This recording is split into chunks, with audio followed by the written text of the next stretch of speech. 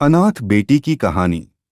यह कहानी खुशी नाम की छोटी सी बच्ची की है जो एक शहर में ट्रैफिक सिग्नल पर फूल बेचा करती है और रात को वहीं सड़क किनारे रहती है। दिसंबर की सर्दियों का समय था। कड़ाके की ठंड पड़ रही थी। नया साल आने में कुछ ही दिन बचे थे।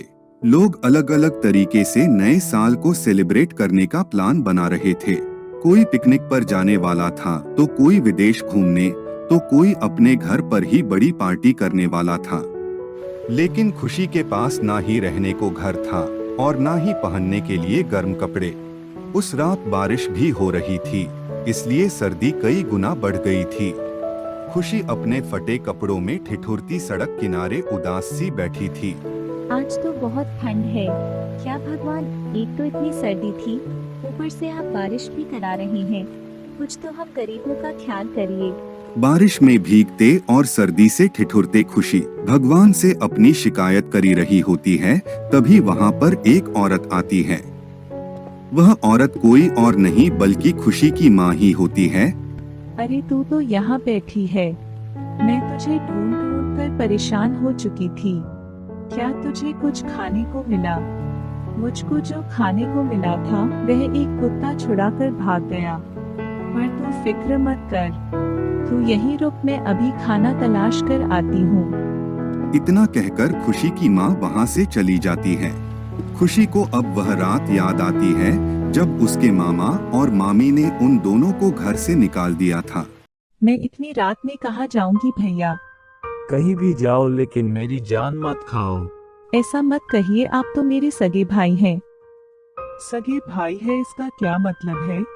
क्या इन्होंने जिंदगी भर के लिए तुम्हारा ठेका ले रखा है?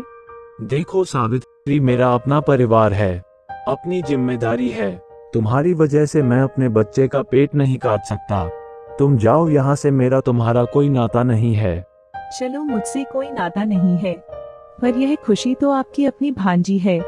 इसका तो कुछ ख्याल करिए। भगवान के लिए ऐसा मत करिए, कुछ तो ख्याल करिए।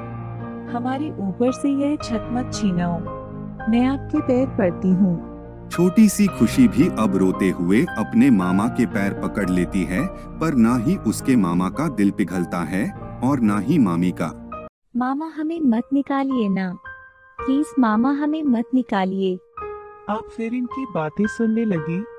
मुझे तो लगता है आपका मन ही नहीं है इनको निकालने का। एक काम करिए, आप मुझे ही निकाल दीजिए। तुम बेकार में क्यों गुस्सा कर रही हो? मैं तो खुद तंग आ गया हूँ इन लोगों से। आज तो इन्हें घर से बाहर निकाल कर ही रहूंगा। चलो निकलो यहाँ से। उस काली रात में सावित्री और खुशी की जिंदगी को और भी काला कर दिया। अब वह दोनों सड़क पर थे। उन्हें कुछ भी पता नहीं था कि आगे क्या होगा। अब हम कहाँ जाएंगे माँ? कुछ तो बोल माँ। खुशी के सवाल पूछने पर सावित्री रोने लगती है क्योंकि उसके पास कोई भी जवाब नहीं होता है। चुप हो जा माँ, अब मैं तुमसे कुछ नहीं पूछूंगी। अगले दिन सावित्री और खुशी दोनों माँ बेटी मिलकर सड़क पर भीख मांगने निकल पड़ती है और सारे लोग उन दोनों को भगाने लगते हैं। यह देखकर छोटी सी ही उम्र में खुशी को सब समझ में आने लगा। अगले दिन सिग्नल पर रामू काका नाम का एक शख्स फूल बेच रहा होता है। तभी उसकी नजर खुशी पर जाती है क्योंकि वह रो रही थी। उसके पास जाकर रामू काका खुशी से सारी बात पूछता है और खुशी उसे सारी बात बताती है। यह देखकर रामू काका खुशी को कुछ फूल दे देते हैं ताकि फूल बेचकर उसके खाना खाने का गुजारा हो जाए। एक दिन जब वह सिग्नल पर फूल बेच रही थी और शाम को खुशी उदासी सिग्नल के किनारे बैठी हुई थी, तभी रामू काका उसके पास आए और कहने लगे, खुशी तू यहाँ बैठी है? वहाँ तेरी माँ का ट्रक से एक्सीडेंट हो गया है और वो मर गई है। यह सुनकर खुशी फौरन वहाँ से चली जाती है। वहाँ पहुंचकर खुशी अपनी माँ का लहूलुहान शरीर देखकर उसको लिपटकर जोर जोर से रोने लगती है। नए साल आने को सिर्फ 2 ही दिन बाकी थे, इसीलिए खुशी बोनी करने के लिए वापस से फूल बेचने के लिए चल पड़ती है। तभी एक लंबी सी गाड़ी उसके पास आती है और खुशी उन दोनों को फूल भेजने की कोशिश करती है। मेम साहब, यह फूल ले लो ना, यह एकदम ताजा फूल है। तभी करिश्मा उससे कहती है, लेकिन तुम्हारे फूल तो मुरझाए हुए हैं। वह तो ट्रैफिक के पास खड़ी रहती हूँ ना, इसलिए फूल गंदे हो जाते हैं। नहीं, ये फूल ताज़ा नहीं है। तुम्हारे फूल सच में मुरझाए हुए हैं। साहब अब क्या कहूँ मैं, 2 दिन से फूल नहीं बिके, और जब तक पुराने फूल नहीं बिकेंगे तब तक नए फूल नहीं मिलेंगे, तो मैं कहाँ से ताजे फूल लाऊंगी साहब। भगवान के लिए यह ले लो ना, मुझे जोरों से भूख लगी है। तुम्हारी माँ कहाँ है? अब मैं अनाथ हूँ, मेरी माँ कुछ दिन पहले ही मर गई। तभी ट्रैफिक सिग्नल ग्रीन हो जाता है और उन दोनों के पीछे खड़ी गाड़ियां हॉर्न बजाने लगते हैं, इसलिए दोनों अपनी कार स्टार्ट करके चले जाते हैं। खुशी की बोनी उस दिन भी नहीं हुई और इस बात से खुशी बहुत उदास हो गई थी। वहीं दूसरी ओर करिश्मा और रोहित खुशी का चेहरा नहीं भूल पा रहे थे। पता नहीं बच्ची की बोनी हुई या नहीं, उसने कुछ खाया या नहीं। यही तो सोच सोच कर मैं भी परेशान हुआ जा रहा हूँ। नया साल आने वाला है, लाखों लोग मस्ती कर रहे हैं, ना जाने कहां कहां घूम रहे हैं और ना जाने क्या क्या खा रहे हैं, लेकिन एक बच्ची भूखी प्यासी सड़क पर रोटी की तलाश में घूम रही है। रोहित एक कंपनी में मैनेजर था और करिश्मा एक पार्लर चलाती थी। पैसे की कोई कमी नहीं थी, कमी थी तो सिर्फ एक बच्चे की। वह दोनों बच्चा गोद लेने की सोच ही रहे होते हैं। क्यों न हम उस बच्ची को अपने घर ले आए। अगले दिन रोहित और करिश्मा वापस उसी सिग्नल पर चले जाते हैं जहां पर खुशी पहली बार मिली थी। वह दोनों खुशी को बताते हैं कि वह खुशी को गोद लेना चाहते हैं और यह बात सुनकर खुशी बहुत खुश हो जाती है और सब हंसी खुशी रहने लगते हैं।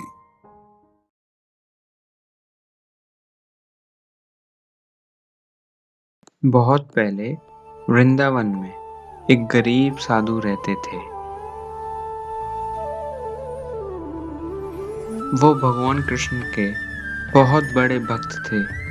वो घर घर जाकर लोगों से भिक्षा मांगते थे। लोग उन्हें भोजन या पैसे देते थे और वो आशीर्वाद। भगवान कृष्ण ने एक दिन उनकी परीक्षा लेने का निर्णय किया। एक दिन जब वो साधु नदी के किनारे चल रहे थे, तभी उन्हें सोने के सिक्कों से भरी एक पोटली मिलती है। वो बहुत खुश हो गए और वो पोटली अपने पास रखने का निर्णय किया। घर जाते समय उन्हें रास्ते में एक भिखारी मिला। भिखारी ने भोजन अथवा पैसे की भीख मांगी, पर साधु ने उसे कुछ भी नहीं दिया।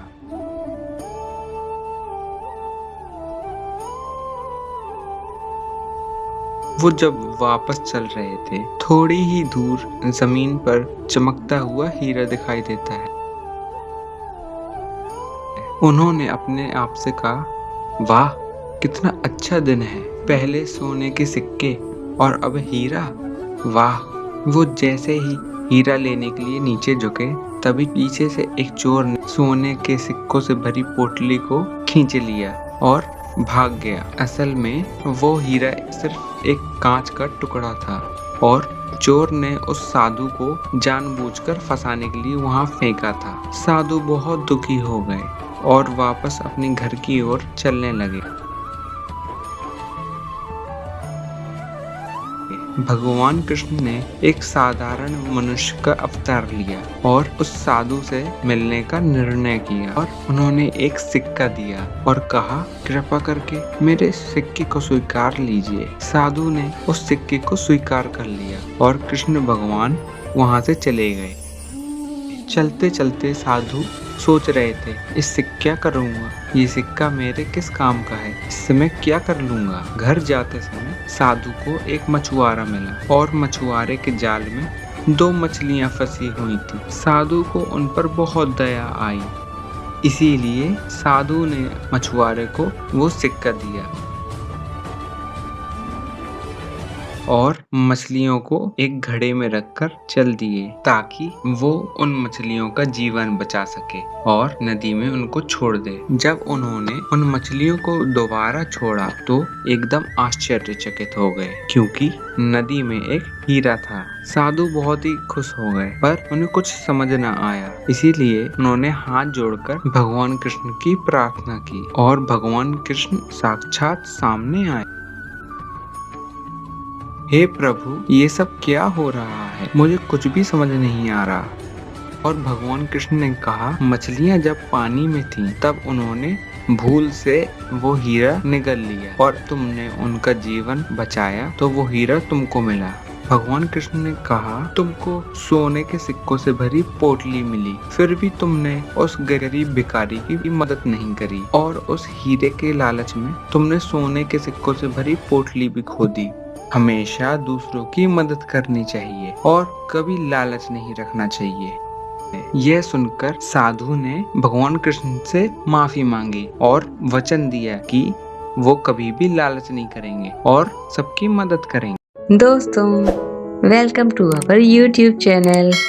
हमारे वीडियोस को लाइक करिए और चैनल को भी सब्सक्राइब करिए और बेल को ऑल पे सेट कर लीजिए ताकि नेक्स्ट वीडियो आप मिस ना कर पाएं।